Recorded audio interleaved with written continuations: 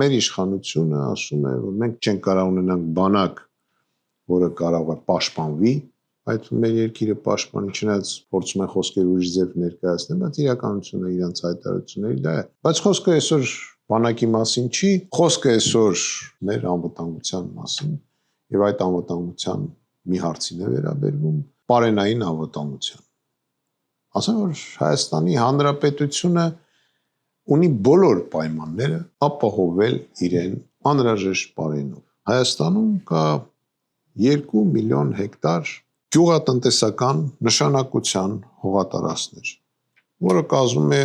երկրի տարածքի 2/3։ Պարենային անվտանգության տեսակետից դա բավականին լավ ցուցանիշ է։ Ունենք 440,000 հեկտար, բայց մշակում է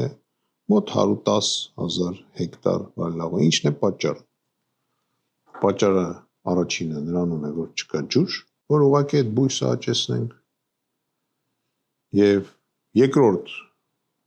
կարևոր պատճառը չկա կառավարում։ Չկա կառավարում եւ գյուղացում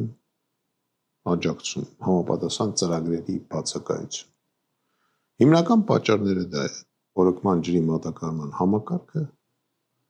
որը որ կազմում է Հայաստանի Հանրապետության մոտ 900 կիլոմետր,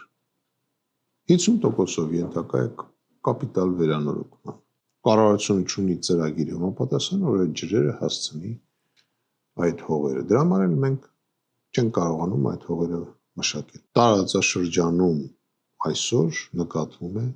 իրոք ջրի պակաս։ Մենք գիտենք, որ Ադրբեջանում այդ ջուրը բավականին սակավ է։ Հիմնական պատճառը, որ Ադրբեջանին այդպես օդի պես պետք է եղել Արցախի հողերը, հիմնական պատճառը հավատացեք եղել է ջուրը։ Դաշտային Ղարաբաղ ջրի մասով սնվում էր լիովին Լեռնային Ղարաբաղից։ Եվ պարզ էր, որ երբ որ Լեռնային Ղարաբաղի Հանրապետությունը կամ ոնց որ մենք ենք ասում Արցախը դուրս եկավ փաստացի Ադրբեջանի տարածքից, այդ ստացվեց, որ Դաշտային Ղարաբաղը մնաց առանց ջրի։ Եվ մենք հիշում ենք այն հայտարարությունները, որ իրենք ասում էին, որ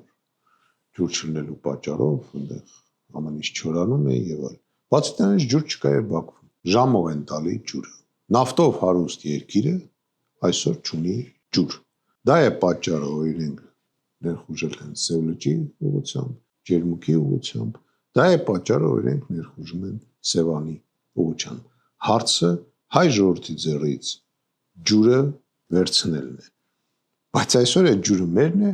եւ մենք դա չենք օգտագործում։ Ջուրը չի հարսում գյուղացում, գյուղացին չի աշխատում։ Հարկերը չի կարող մուծի, որտեղ ոչինչ չի կարողանում իր հողի վրա աճեցնի։ Ինչի է դա առաջանում։ Առաջանում է այն պատճառով, որ ցանկացած վարկային ծրագիր եւ գրանտեր կոչեցյալը, որ նույնիսկ ստանում ենք արտասահմանից, առաջինը չի կառավարվում, ճիշտ։ Երկրորդը վարկը միջև հասնելը գյուղացուն, կոնկրետ այն մարդուն, որին պետք է այդ վարկը, արդեն մի քանի կազմակերպություն մեջից փողերը տանում են։ Չհաշված այն մասնավորին, որ կարող է մի մասն էլ իր գրպանը դնի, որը որ ստորագրում է։ Բայց այդ դնենք այն կողմ, այդ կոռուպցիան դնենք այն կողմ։ Կառավարությունը գումարը տալիս է բանկին, բանկը այդ տոկոսի վրա մի քանի անգամ ավել տոկոս է առաջացնում եւ հատկացնում է գյուղացուն։ Գյուղացին էլ շատ դեպքերում տակ է տալի, չի կարողանում բանկի վարկը տա եւ ի վերջո ստիպված կամ սնանկանում է, կամ է հողը վաճառում է, որը գնա բանկի փողերը փակի։ Հայաստանում գոյություն ունեցող բանկերի 90%-ը ոչ մի հայ սեփականատեր մեջը չկա։ Մենք ինչ-որ բամբասանքներ ենք լսում, որ այս ինչ ղեկավարն է մեջը, այս ինչն է մեջը, էսի սրանն է, էսի սրանն է, բայց ասեմ ձեզ, ինչքան էլ մերոնք մեր հայերը այնտեղ տոկոս ունենան, մենք դի ուրախանանք։ Իրականությունը նա է, որ այդ բանկերի հիմնական տերերը արտասահմանցիներ են։ Բոլոր այդ եկամուտները, փաստորեն մեր գյուղացում փողը գնում է հարստացնում է, նույնիսկ մեր բյուջե չի գալի ոչ մի ձևի։ Փաստացի պետությունը եւ գյուղացին ոչ մի եկամուտ չեն ստանում, հարստանում է բանկի տերերը, որ Հայաստանի քաղաքացիներ չեն։ Հետաքրքիրը նա է, որ Հայաստանում այսօր էլ 52%-ից մոտ 53% աշխատուժը աշխատում է գյուղատնտեսության ոլորտում, բայց Հայաստանում չկա գյուղնախարարություն։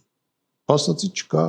կառավարող եւ գյուղի համար պատասխանատու պետական հիմնարկ։ Պարադոքսը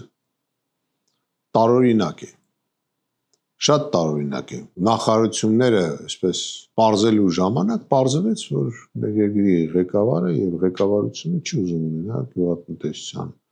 նախարարություն, բայց գյուղատնտեսությունը Հայաստանի ստրատեգիական ոլորտներից մեկն է։ Եվ գյուղատնտեսության զարգացումը դա ազգային անվտանգության խնդիր է եւ եթե մենք մեզ չապահովենք էլեմենտար հացով, մենք ոչ մի ժամանակ չենք կարող վստահ լինենք, որ մենք մեր գոյությունը կարող ենք պահպանել։ Փառք Աստծո, կլիմայական պայմանները